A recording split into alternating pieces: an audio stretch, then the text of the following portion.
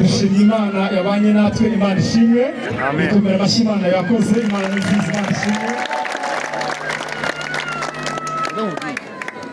none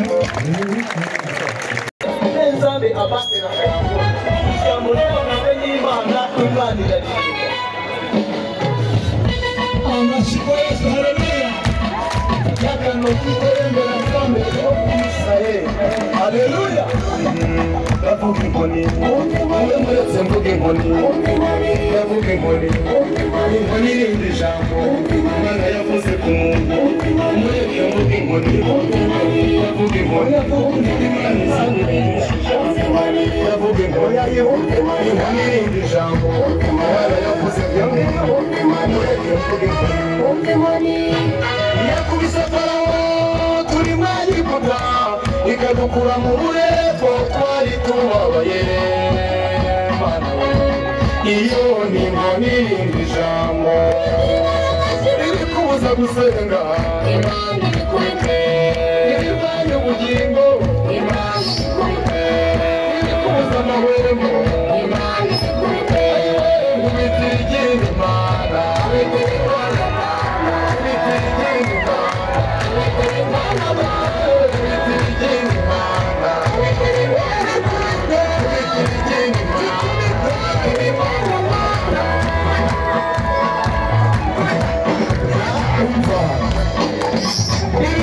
urushako Imana ikubite ibisenge imiryango ubukene bw'akarande Imana ikubite izo ndwara zakuzunze Imana ikubite kubita ibirwanya Mana kubita ibirwanya Mana kubita ibirwanya Mana kubita ibirwanya Mana kubita ibirwanya Mana kubita ibirwanya Mana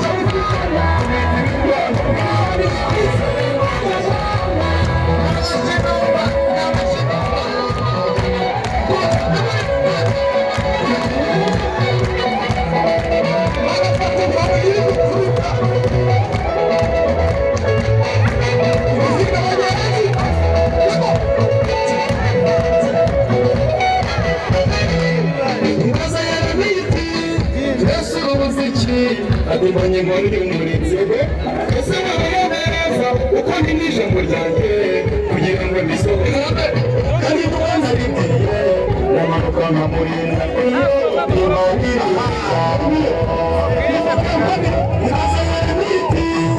Yesu umuziki adibonye ngo ndi umurinzi ese neza uko ndi n'ijambo ryanjye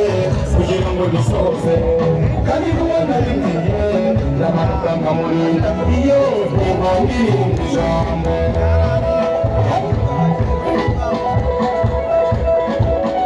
yakano kikorembera nzambe Israeli haleluya yemera inzambere imisi yawe imisi nzambe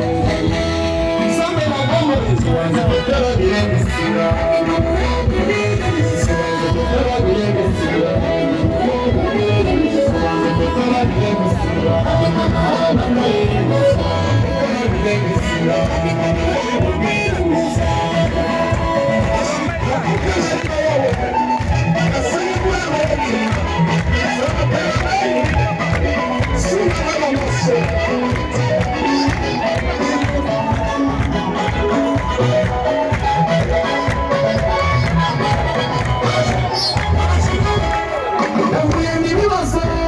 amakuba yahagurutse igera kubise inyuma